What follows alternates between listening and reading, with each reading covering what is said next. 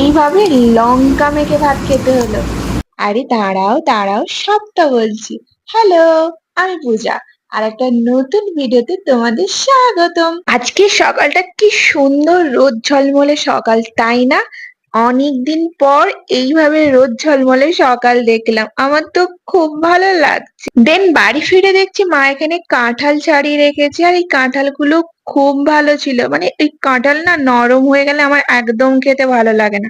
বেশ শক্ত শক্ত কাঁঠালগুলো ছিল, দারুণ লাগছিল খেতে। আর আজ তোমার দুপুরের লাঞ্চে করেছিল মোচা আর পেঁয়াজ, মানে মোচা আর পেঁয়াজ দিয়ে ভেজেছিল। এটাকে কি বলে আমি জানি না, তার জন্যই বললাম মোচা আর পেঁয়াজি। দারুণ হয়েছিল খেতে। আর হয়েছিল সর্ষে বাটা দিয়ে টক। টকের সাথে সাথে মাছের ঝোলও হয়েছিল। ওই যে আমাদের ঘরে একটা আজব প্রাণী আছে, সে আবার টক টক অতটা পছন্দ করে না। আর আমি তো খাবো টকের মাছ, যেহেতু মা টকে ন্যাজাটা দিয়েছে। আর মাছের পিসগুলোর মধ্যে আমার ন্যাজার মাছটাই বেশি পছন্দের।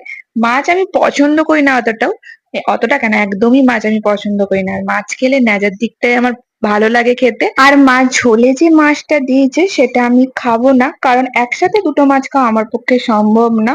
হ্যাঁ, চিংড়ি হলে ইলিশ হলে সেটা আলাদা কথা। আর টক দিয়ে ভাত খাবো, পেঁয়াজ লঙ্কা থাকবে না, তাহলে তো খাওয়াটা অসম্পূর্ণই রয়ে যাবে, সম্পূর্ণ আর হবে না।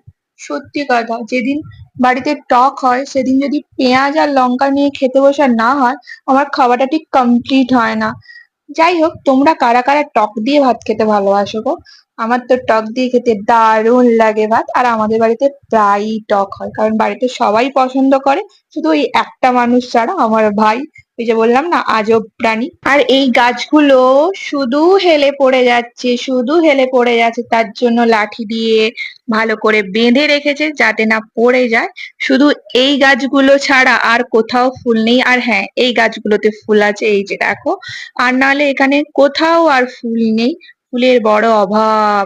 আর জবা গাছে জবা ফুল হয়, যেটা মা সকালবেলা পুজো করার সময় ফুল তুলে নেয়। আর এই যে লেবুগুলো দেখো, লেবুর ভারে গাছ হেলে পড়ছে, কত বড় বড় লেবু। আর এই লেবুগুলো কাটার পর না পুরো বাতাবি লেবুর মতো দেখতে লাগে। বাট এটা বাতাবি লেবু কিন্তু না, এটার একটা কি নাম আমি না এখন মনে পড়ছে না। আর এটা দেখো একদম সবুজ, ডিপ সবুজ। আর এটা একটু হালকা হালকা হলুদ হয়ে গেছে রোদের তাপে। আর এই দেখো, এই একটাই ড্রাগন গাছ যেটা বাড়ির সামনে লাগানো হয়েছিল এই ঝুড়িতে করে, এটাই একমাত্র বেঁচে আছে। আর পুকুর ধারের গুলোতে তো সব খেয়ে নিয়েছে। পার্সেলটা আনপ্যাক করার পর এদিকে একটা কেক খেলাম, আর এইদিকে আমার বাবার ল্যাপটপটা করছে গন্ডগোল, সেটাই ঠিকঠাক করছিলাম। আর এনার আজকে টিফিন করতে আসার জন্য একটু দেরি হয়ে গেছে, কিছু করার নেই, ওয়েট করতে হবে আমার।